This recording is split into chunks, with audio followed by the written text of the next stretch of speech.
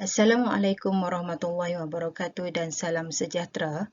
Saya Tengku Nurhani binti Tengku Besar akan membentang kajian kami yang bertajuk Kesan Modul Kaunseling Sophia Solution Focus Brief Expressive Arts terhadap penyesuaian pelajar di Institut Pendidikan Guru. Transisi ke tahap pendidikan tinggi merupakan satu tempoh bagi pelajar mengalami perubahan, ya. Jadi, pelajar yang berada di sekolah menengah selepas tamat SPM ataupun STPM, mereka akan melalui satu proses transisi dari sekolah menengah ke IPG ataupun di IPT. Jadi, kajian lalu mendapati berlakunya fenomena top dog yang mana pelajar ketika di sekolah menengah pada tingkatan 5 itu mereka memegang jawatan dan mereka juga merupakan pelajar-pelajar senior. Jadi apabila mereka berada di tahun pertama ataupun semester pertama di IPG ataupun di IPT, maka mereka perlu bermula dari bawah. Jadi kajian-kajian lalu menyatakan bahawa pelajar-pelajar tahun pertama ini mengalami kesukaran akademik, masalah emosi, pengasingan, kesunyian, tekanan dan kemurungan. Jadi terdapat juga pelajar tahun pertama di IPT mengalami kesunyian, kerinduan kepada kampung halaman dan berlakunya konflik dan tekanan dalam hubungan interpersonal. Jadi pelajar tahun pertama di IPT ini mengalami penyesuaian berkaitan akademik, sosial, peribadi, emosi dan perapatan institusi. Berdasarkan sorotan literatur, teknik berfokuskan penyelesaian yang dikombinasikan dengan seni kreatif membentuk intervensi berasaskan kekuatan untuk membantu individu beralih ke tingkah laku yang lebih berfungsi. Yang mana dalam kajian ini, teknik berfokuskan penyelesaian dan juga seni kreatif ini digunakan untuk membantu pelajar tahun pertama membina kekuatan, melihat kekuatan mereka untuk menghadapi cabaran dalam fasa transisi dari sekolah menengah ke IPG. Jadi, kajian-kajian lalu turut mengaplikasikan terapi brief fokus penyelesaian ini terhadap penyesuaian dan juga aplikasi seni kreatif dan seni terhadap penyesuaian.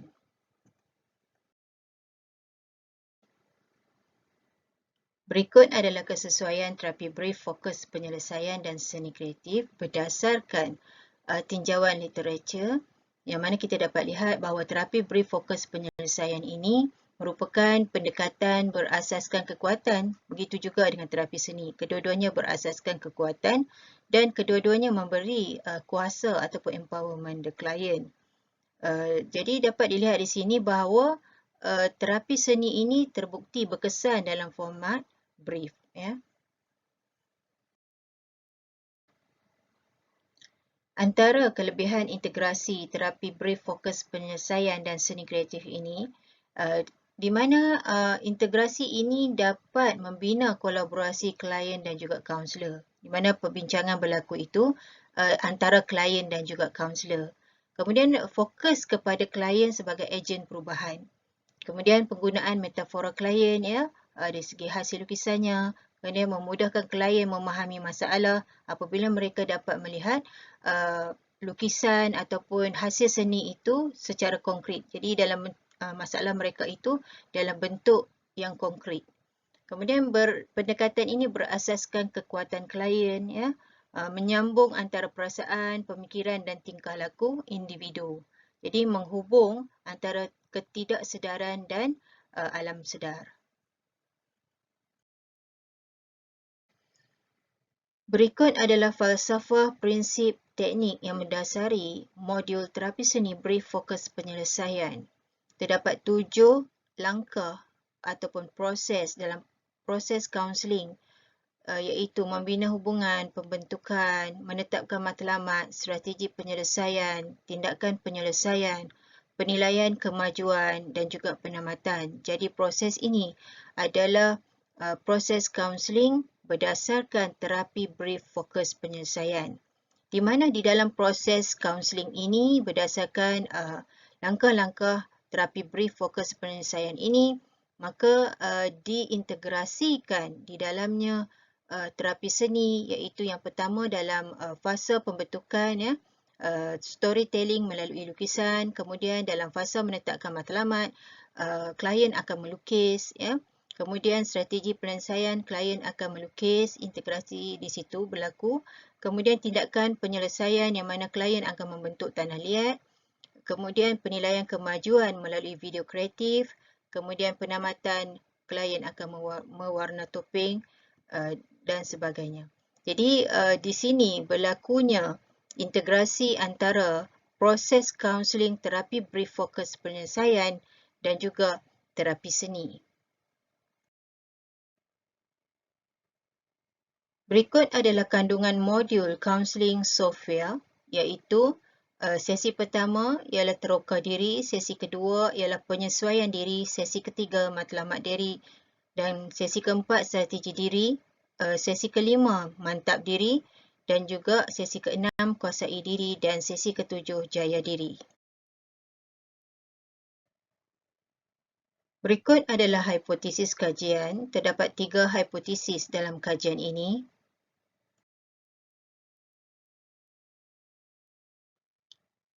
Berikut adalah metodologi kajian. Kajian ini menggunakan reka bentuk kuasai eksperimen yang melibatkan 36 orang pelajar tahun pertama di IPG, yang mana 36 orang pelajar ini dikenal pasti melalui skor penyesuaian SACQ keseluruhan rendah. Maksudnya mereka mempunyai tahap penyesuaian yang rendah.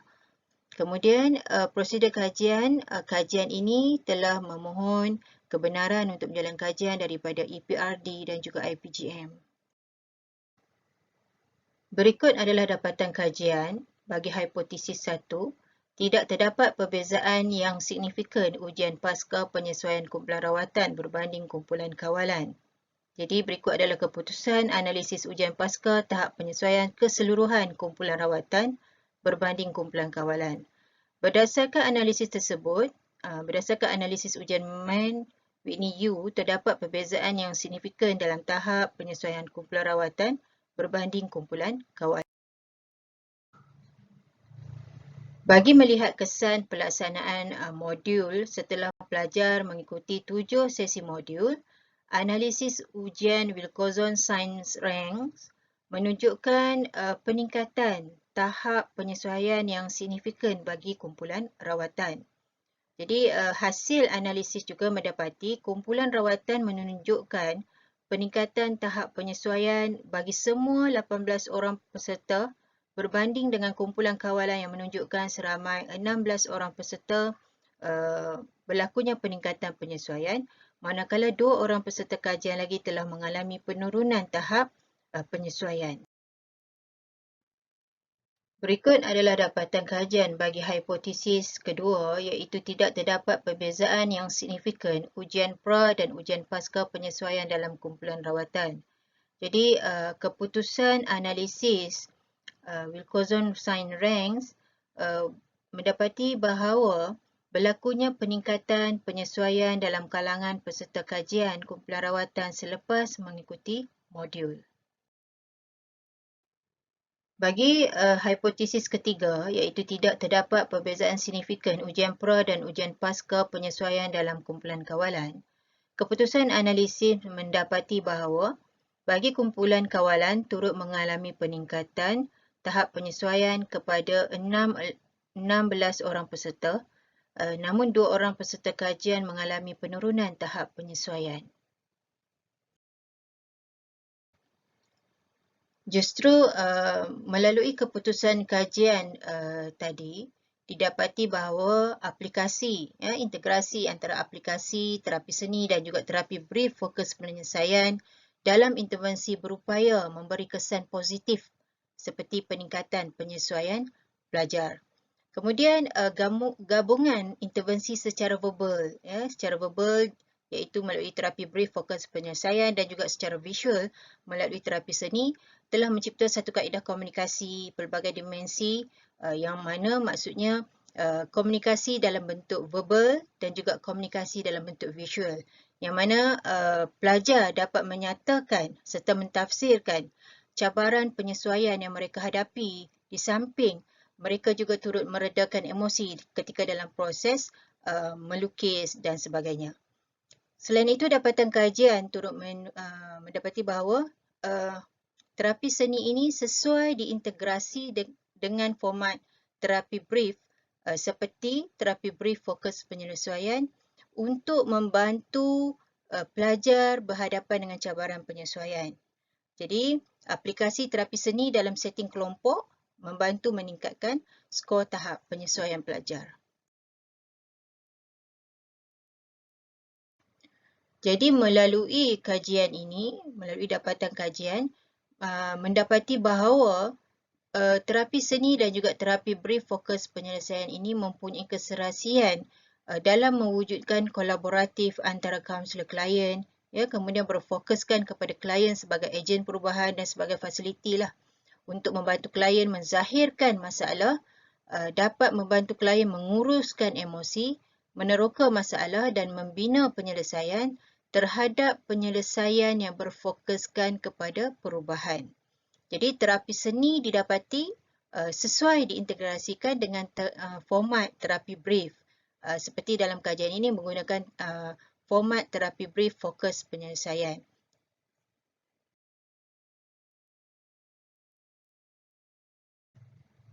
Kesimpulannya, hasil daripada kajian eksperimen kuasa yang dijalankan menunjukkan bahawa terdapat perbezaan yang signifikan bagi tahap penyesuaian pelajar. Ya, jadi pelajar yang mengikuti modul terapi seni brief fokus penyesuaian ini menunjukkan peningkatan tahap penyesuaian dan memperlihat pola peningkatan penyesuaian.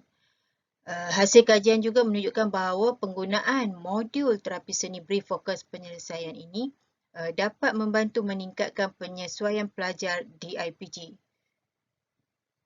Jadi berdasarkan kepada dapatan kajian ini, maka disarankan agar dapat mengenal pasti pelajar yang berhadapan dengan masalah penyesuaian pada awal semester pengajian untuk diberikan rawatan awal.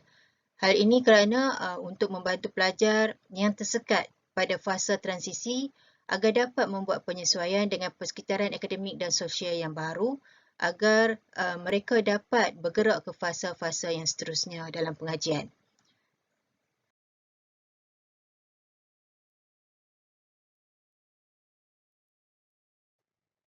Untuk itu, sekian saja pembentangan saya pada kali ini. Sekian, terima kasih. Assalamualaikum warahmatullahi wabarakatuh.